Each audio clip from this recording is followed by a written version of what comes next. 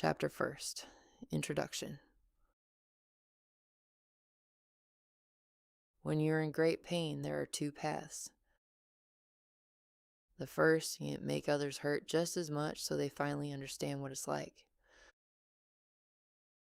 The second, do everything so that others don't hurt, because you know what it's like.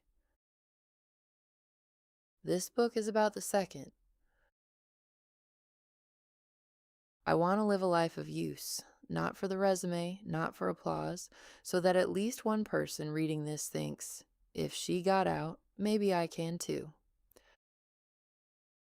You can help make that happen. When you finished or tune, or when you quit, write to me. 1 sentence or 10 pages. What struck you? Where you recognized yourself? Where it became unbearable? Your feedback will help me refine this book so it can reach those who right now sit in the same empty apartment where I sat. My email, faithwithinyou@hotmail.com. Thank you in advance for opening this book.